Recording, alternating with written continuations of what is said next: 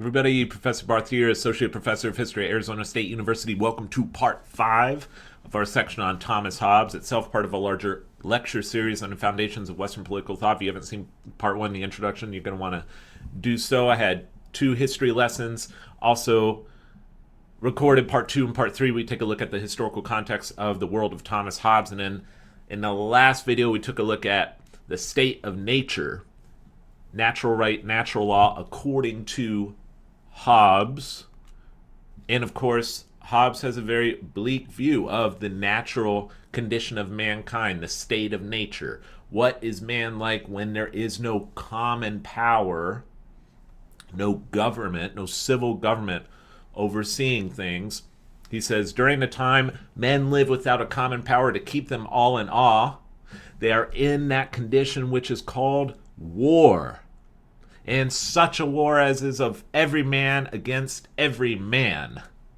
In such condition, there's no place for industry, no navigation, no commodious building, no account of time, no arts, no letters, no society, and which is worst of all, continual fear and danger of violent death, and the life of man solitary, poor, nasty, brutish, and short.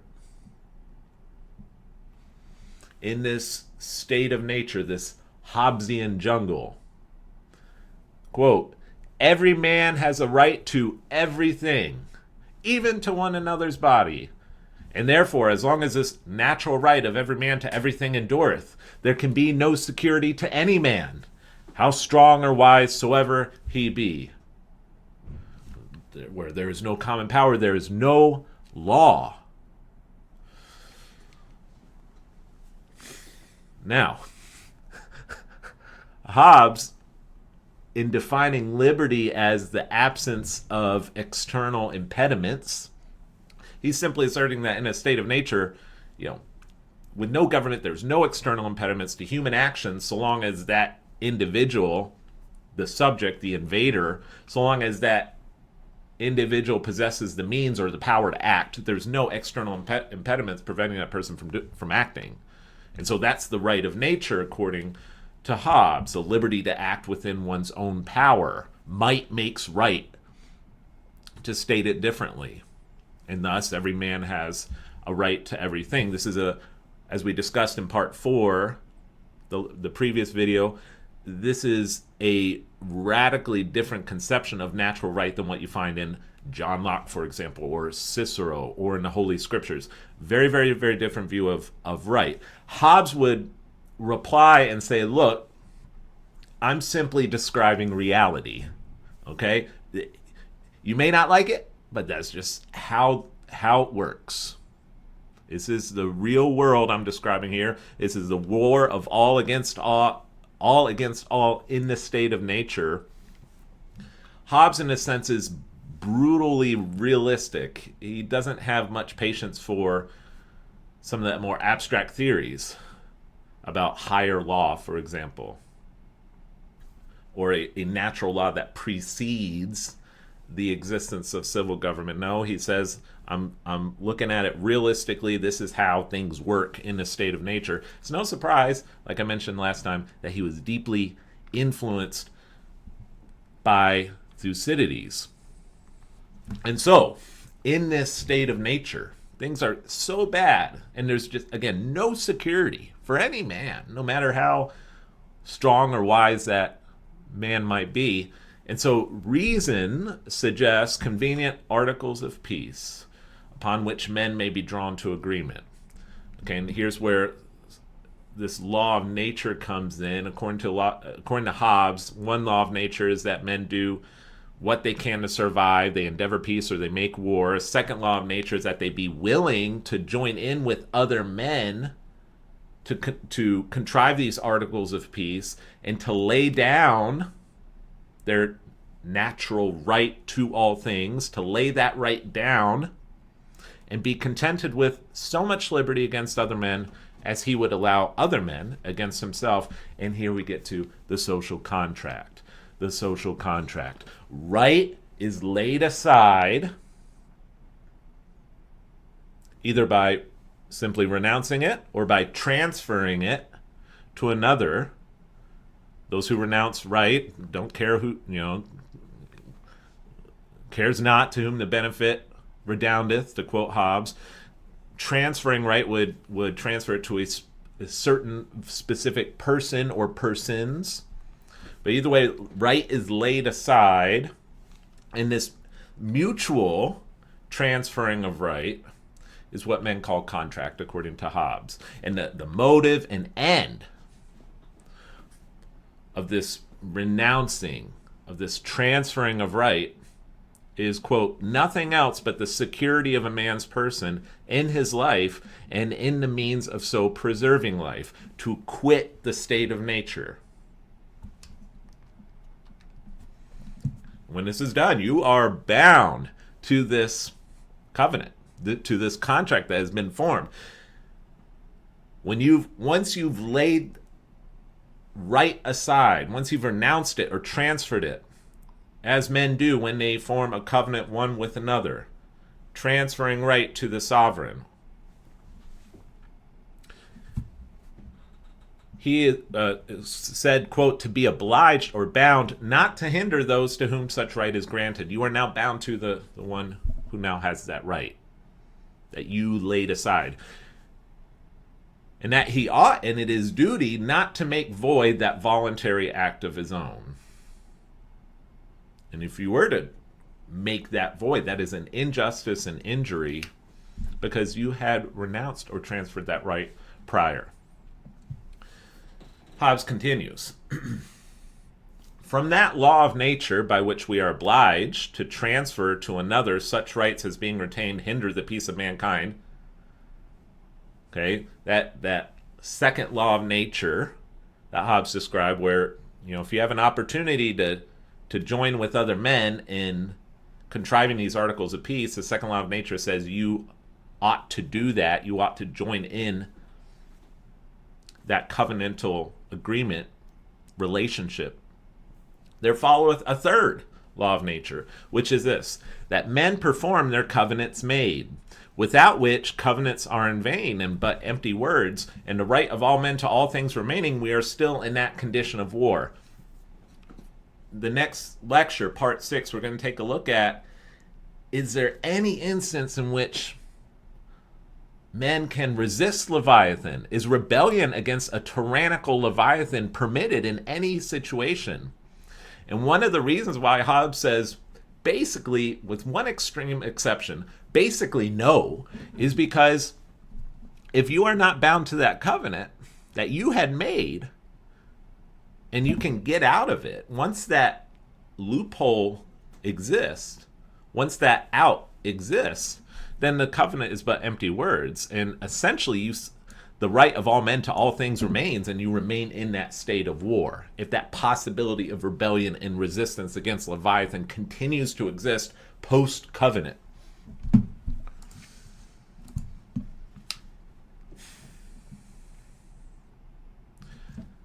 And in this law of nature consists the fountain and original of justice, Hobbes continues. For where no covenant hath preceded, there hath no right been transferred, and every man has a right to everything, and consequently no action can be unjust. But when a covenant is made, once that covenant is made, to break it is unjust. And the definition of injustice is no other than the not performance of covenant. This is a very curious argument from Hobbes, that Hobbes is very skeptical of any higher law that exists prior to the creation of civil government, and yet somehow this is part of that law of nature, that it would be inherently and absolutely universally unjust, which is a moral assertion, statement, that would be unjust to break that covenant. Where does Hobbes get that, given that he's so skeptical of absolute moral laws that exist prior to government? Now, Hobbes would reply and say, well, this isn't prior to government because this is after the covenant has been made. Once the covenant has been made, to break it is unjust. So that law does not precede the creation of civil government. But it's a curious argument from Hobbes, but it's very necessary to his broader argument about the creation of Leviathan and the binding nature of that covenant. Before the names of just and unjust can have place, he continues, there must be some coercive power to compel men equally to the performance of their covenants. So this Leviathan must have this artificial man that's created, and we'll see that in a second. The product of this covenant, of every man with every man, the creation of this commonwealth, this state, must include some coercive power to compel men equally to the performance of their covenants, because otherwise people are going to break that covenant. And what is that coercive power? Well, by the terror of some punishment that's greater than the benefit such person would expect by the breach of that covenant. So you got to make the punishment hard enough to counter any perceived benefit from breaching that covenant. That's a vital part of Leviathan. And before the erection of a commonwealth, there is no such coercive power. And so therefore, according to Hobbes, there can be no such thing as just and unjust. I talked about this at length in the prior video, my critique of Hobbes, that morality, just and unjust, simply cannot exist prior to the creation of civil government. And his argument here is because there's no coercive power.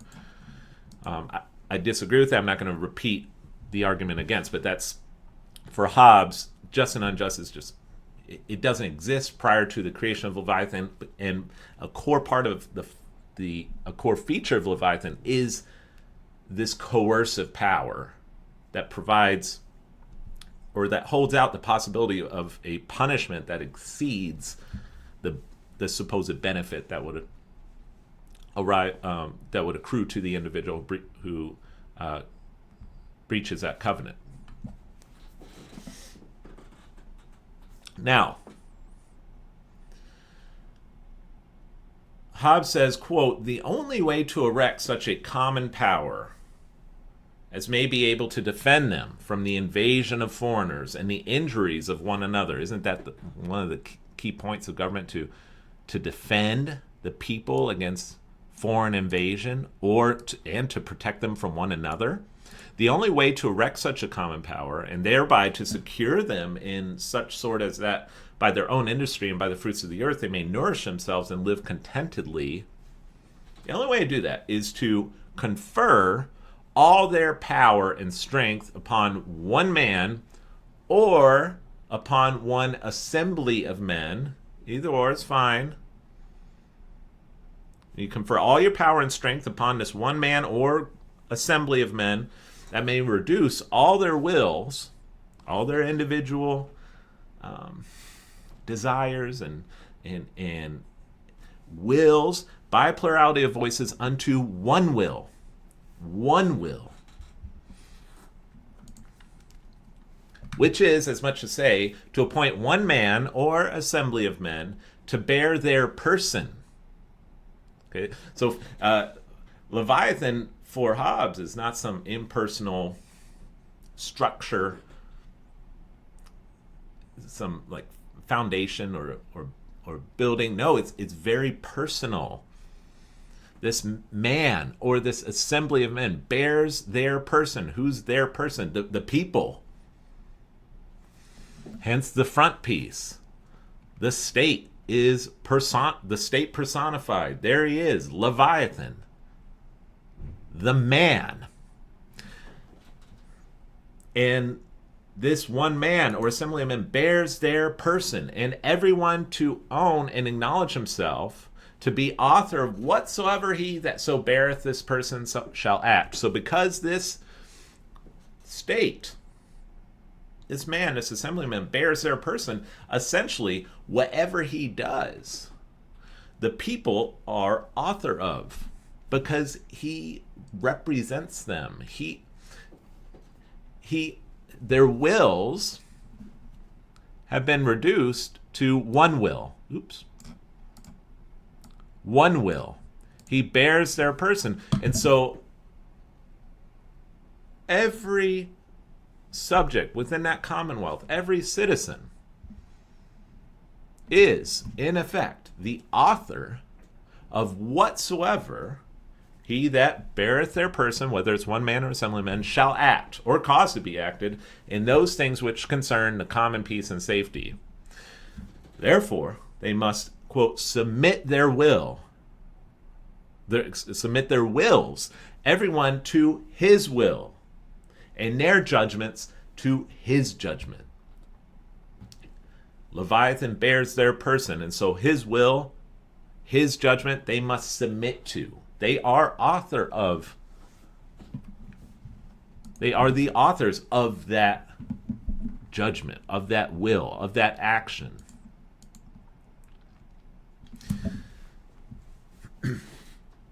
Hobbes says there are two types of, or sovereignty comes about in two manners. Sovereignty by institution, and then sovereignty by acquisition. Let's start with sovereignty by institution. And here, pictured here, is the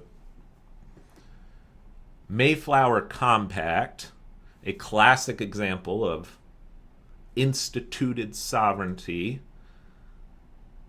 The Pilgrims and some of the merchants on board the Mayflower drew up this constitution, this compact. They covenanted one with another to create a commonwealth. Hobbes says a commonwealth is said to be instituted when a multitude of men do agree and covenant, everyone with everyone. That word covenant is something, it's deeper than just contract, okay? There's something transcendent about it. Something, it's deeply, deeply meaningful. The marriage covenant, okay? Again, when I got married, okay, the ring here is a sign of that covenant. My wife and I, we don't call it a marriage contract, okay? No, it's a marriage covenant.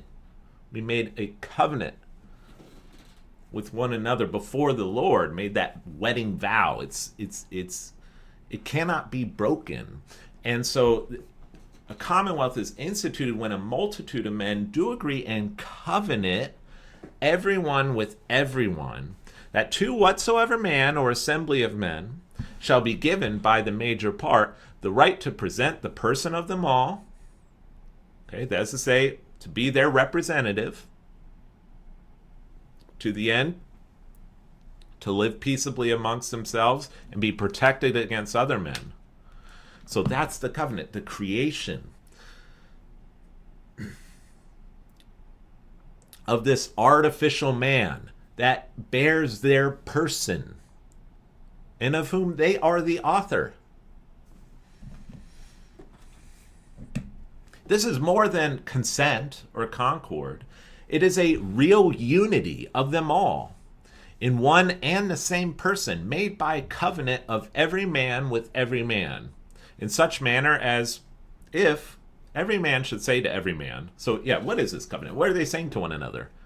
Well, this is the covenant according to Hobbes. I authorize and give up my right of governing myself to this man or to this assembly of men on this condition, that thou give up thy right to him and authorize all his actions in like manner. Okay? So every man saying to every other man, all men together covenanting with one another, I'm giving up my right to everything. Okay, remember, natural right according to Hobbes is basically unlimited. It's not constrained. You have total liberty so long as it's within your power, so long as you possess the internal means and power to do so, to act in such manner. You have this absolute right in nature. The covenant is when every man covenants with one another. I'm giving up that right. I'm laying aside that right. I'm renouncing this right or transferring this right. But only on this condition, that you do so as well. That you do so as well. And that we all agree that this is the man Leviathan, or the assembly of men, to whom we are transferring mutually together in covenant with one another, to whom we're transferring that right. This is a real unity, Hobbes says. It's a beautiful thing. And so the Commonwealth is instituted by covenant.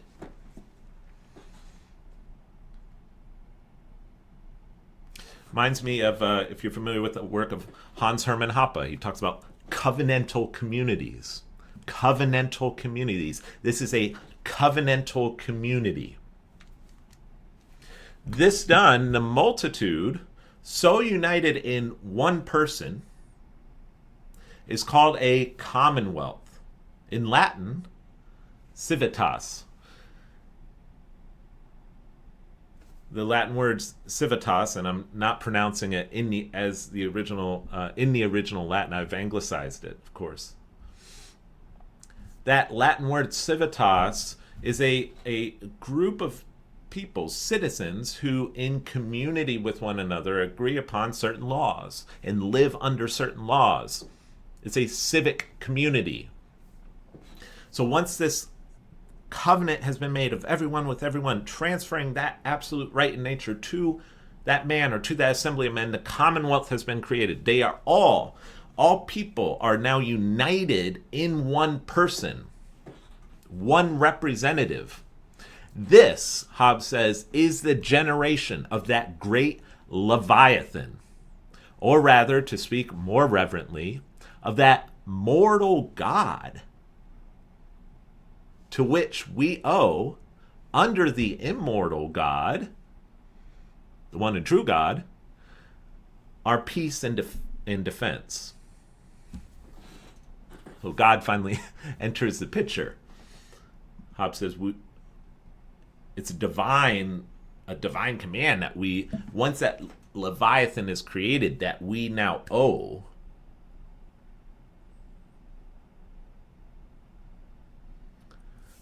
our obedience and subjection to that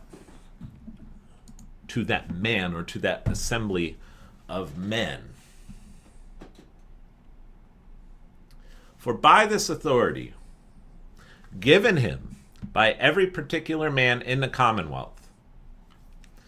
By the way, it's easy to to breeze by some of these arguments here. This completely flies in the face of divine right of kings. According to divine right of kings, the authority of the king comes from God. Under Hobbes, in Hobbes, the authority of the king has been given to the king by every particular man in the Commonwealth. Do you see how significant that is? Again, Hobbes is a strange figure that in some respects you find in Hobbes highly illiberal elements. On the other hand, you find in Hobbes liberal elements, consent of the governed. And here, the basis of the authority for Leviathan is found in every particular man in the Commonwealth. It comes from below. It comes from the people. The people are the source of the authority for Leviathan. But once that right has been transferred, that Leviathan now has that right. The Leviathan is sovereign. And sovereign in an absolute sense. He now bears their person.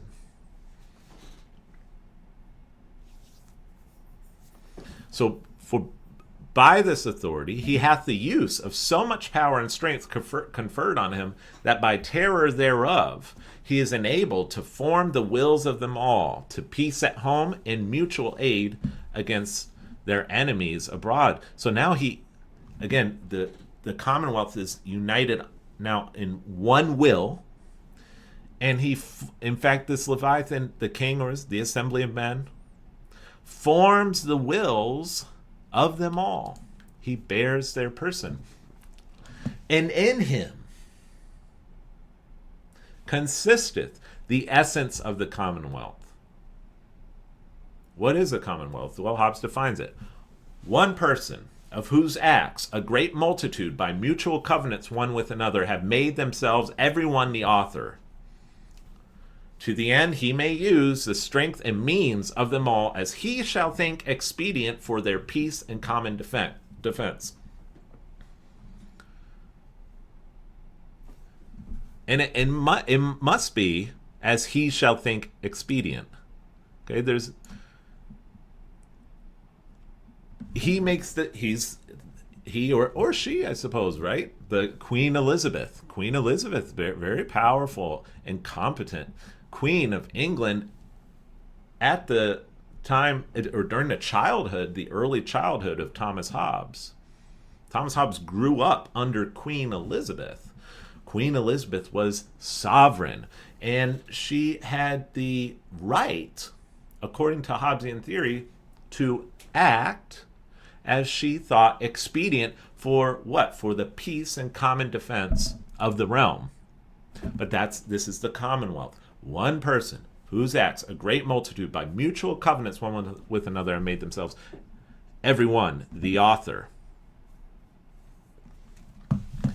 And he that carrieth this person is called sovereign, and said to have sovereign power, and everyone besides his subject. So now we have sovereign and subject. Sovereign and subject.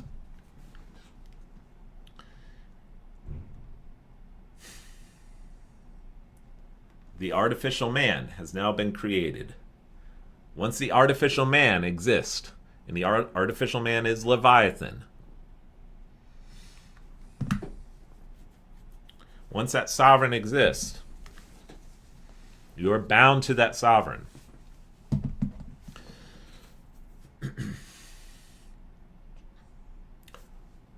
But as men, for the attaining of peace and conservation of themselves thereby, have made an artificial man, which we call a commonwealth, so also have they made artificial chains called civil laws. So the artificial man, the commonwealth, artificial chains, civil laws. And it is one of the key rights of sovereignty is to create civil laws, to make civil laws. These bonds, civil laws, in their own nature but weak, may nevertheless be made to hold by the danger, though not by the difficulty of breaking them. It's very easy to break laws if there's no danger in breaking them. There must be danger. There must be, in breaking civil laws, there must be a coercive power. And civil laws are those artificial chains on human action. Civil law is, Hobbes says, to every subject, quote, those rules which the Commonwealth hath commanded him by word, writing, or other sufficient sign of the will. The Commonwealth. Who is that Commonwealth? That person or assembly of men. That's the Commonwealth.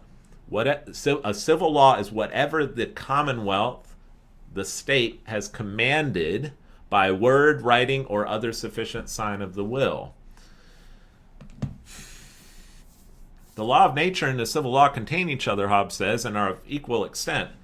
For the laws of nature, which consist in equity, justice, gratitude, and other moral virtues, on these depending, in the condition of mere nature, are not properly laws. Stated differently, what the ancient philosophers and what theologians had called natural laws, these moral virtues, equity, justice, gratitude, these are not properly laws, Hobbes says. These are simply qualities that dispose men to peace and to obedience.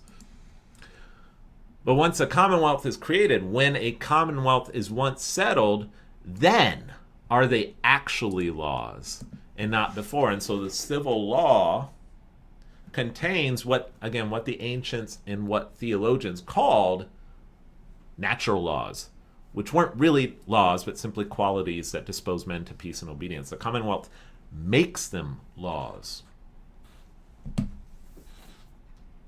For in the differences of private men, to declare what is equity, what is justice, and what is moral virtue, and to make them binding, there's need of the ordinances of sovereign power, and punishments to be ordained for such as shall break them, which ordinances are therefore part of the civil law. Look, men are going to disagree, stated differently, men are going to disagree on what these moral virtues are. And so you need a sovereign power to define what those are, what those laws ought to be, and to make them binding by ordaining punishments to those who break them. That's the civil law. Now, the right of nature, Hobbes continues, that is the natural liberty of man. Remember the right of nature, this sort of absolute right in Hobbes's world to act as one pleases within their own power. This right of nature may by the civil law be abridged and restrained. So the civil law abridges and restrains this right found in nature. Nay, the end of making laws is no other but such restraint. That's the whole point of laws, Hobbes says, of civil laws, to restrain natural right. If you accept Hobbes's definition of natural right, that's the point of civil law, to restrain natural right, without which there cannot possibly be any peace. And as law was brought into the world for nothing else but to limit the natural liberty of particular men, in such manner as they might not hurt but assist one another and join together against the common enemy. That's the whole point of laws, of the civil law, Hobbes says, to limit the natural liberty of particular men. If you don't limit the natural liberty of particular men, then you return back to that state of nature, the state of war of all against all. Now, there's a lot of controversial arguments in Leviathan. This is one of them. Hobbes says this. This is one of the illiberal elements in Hobbes. The sovereign of a commonwealth, again, be an assembly or one man, is not subject to the civil laws. It's not subject to the civil laws. Why? Hobbes says it's self-evident. For having power to make and repeal laws, he may, when he pleaseth, free himself from that subjection by repealing those laws that trouble him and making of new, and consequently he was free before. So if the sovereign of the commonwealth, again, be it an assembly or one man, they have the power to make and to repeal laws whenever they so please. And so they, by definition, that man or that assembly of men cannot be subject to the civil laws. The sovereign of a commonwealth has this right just baked into the position of making whatsoever laws he pleases, and cannot be subject to those.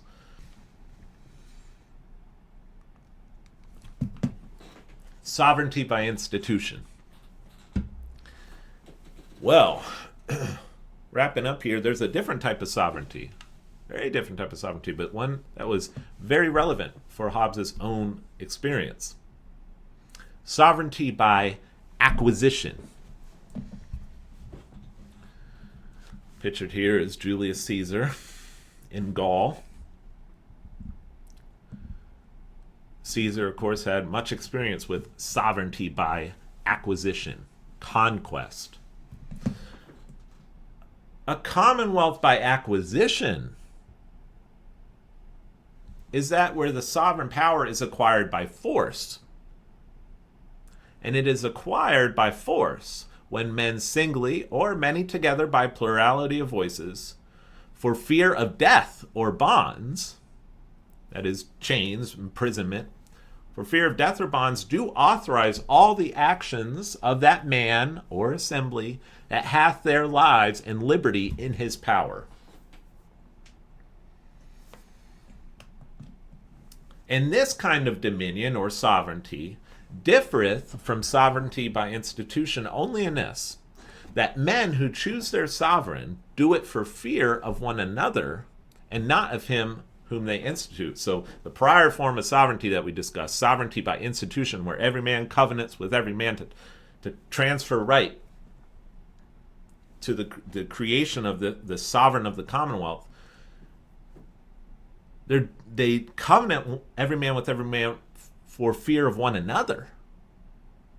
They don't fear the sovereign being created. They fear one another. In this case, in sovereignty by acquisition, they subject themselves to him they are afraid of.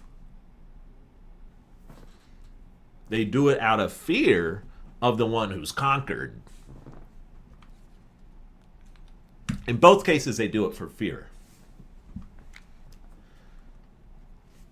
And the rights and consequences of sovereignty, Hobbes says, are the same in both, whether sovereignty by institution or sovereignty by acquisition or sovereignty by conquest.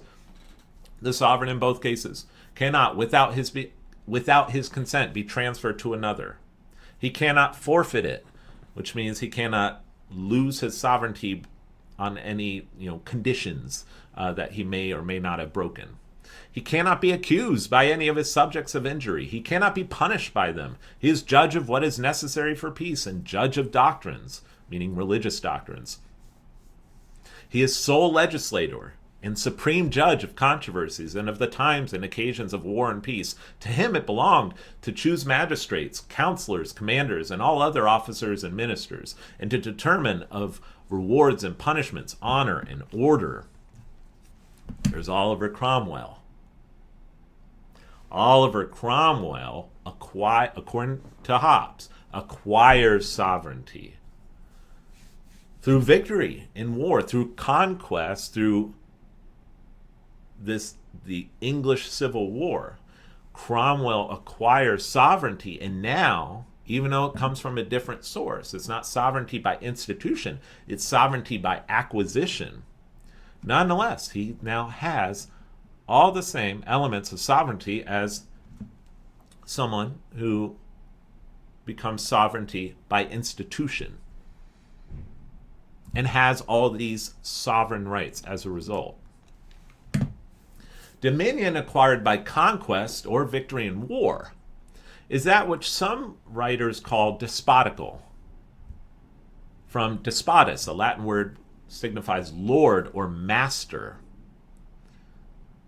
This is another thing that differentiates sovereignty by acquisition from sovereignty by institution. Sovereignty by acquisition is despotical, the dominion of the master over his servant. Hobbes does not describe sovereignty by institution in those terms of master and servant, but in this case of sovereignty by acquisition, that is the appropriate terminology according to Hobbes. This dominion of the master over his servant is acquired to the victor in war or in conquest.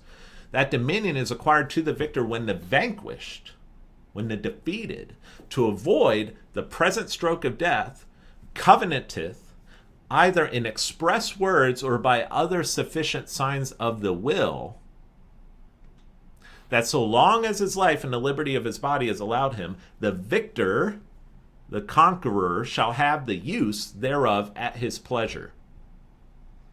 That the conqueror is now sovereign. And after such covenant made, the vanquished is a servant. Not before. So once the vanquished, once the defeated in war, in order to avoid the stroke of death, makes this covenant with the victor. Now, in this case, it's not a covenant of every man with every man. It's a covenant made with the conqueror that the vanquished has made. Once that is made, that vanquished is now a servant. If the vanquished does not make that covenant and decides to fight it to the death, they are never the servant of the conqueror. They'll just be killed. Okay? But to avoid death, they make this covenant. Now they are the servant of the conqueror. And how do they covenant? Either in express words, they come to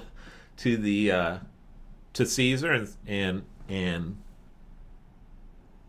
vow their allegiance, give over their allegiance, acknowledge the authority of Caesar, or by other sufficient signs of will, which would include, according to Hobbes, just remaining in that country or territory.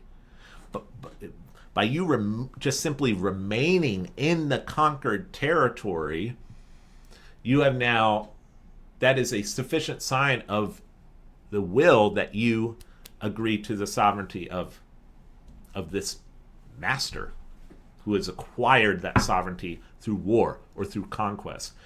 It is not therefore the victory that giveth the right of dominion over the vanquished, but his own covenant. Nor is he obliged because he has conquered. Again, you could fight to the death. Or you could flee. You could get out of Dodge. Say, wow, I'm not going to win this fight. I'm out of here. Then that conqueror is not your sovereign. You have left the territory.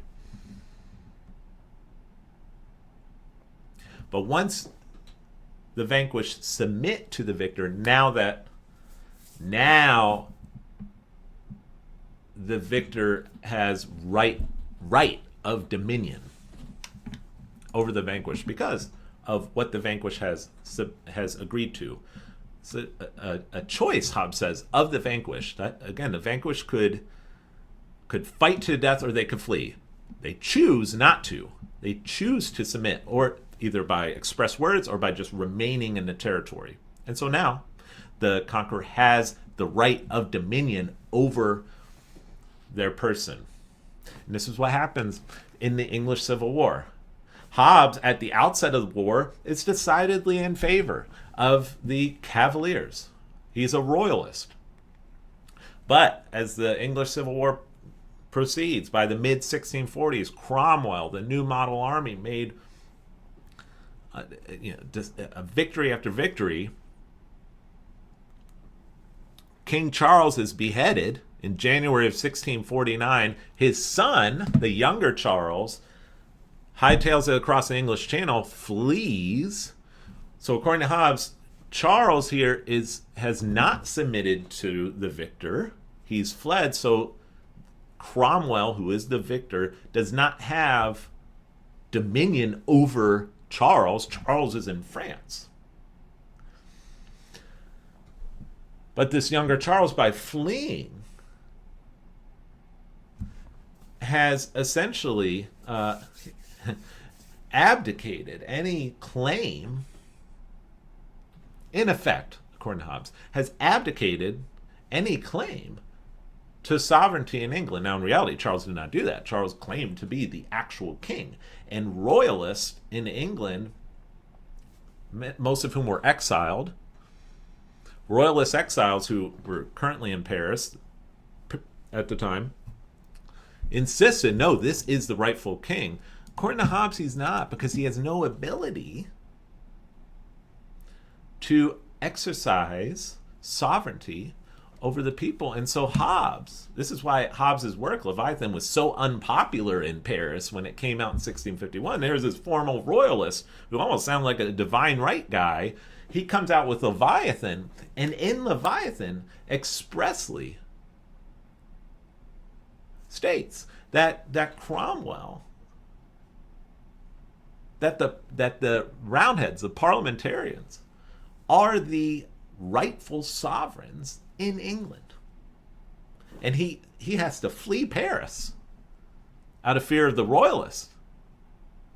Comes to England in 1651 and gives his allegiance to the Council of State, of which Cromwell was head.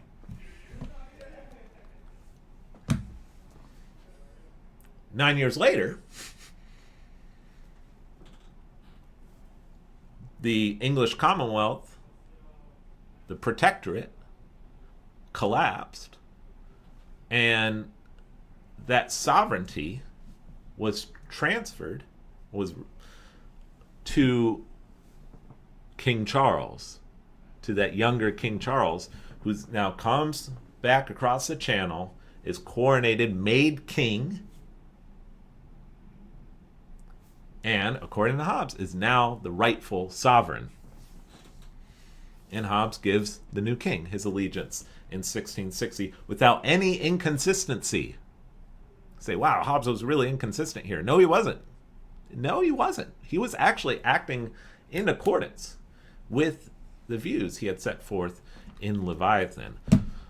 So, a lot to think about there and chew on. Hey, leave your comments in the video below. What do you think? Does this make sense to you? Do you buy the argument? It's a strong argument. It's a powerful one. Actually, as critical as I was of Hobbes's view of natural right and natural law,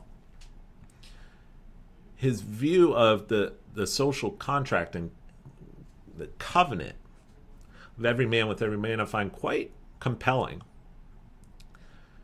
Part 6, we'll take a look at, is resistance and rebellion ever appropriate? And of course, Hobbes takes a fairly absolutist position with one exception. We'll look at that for part 6. See you then. Bye.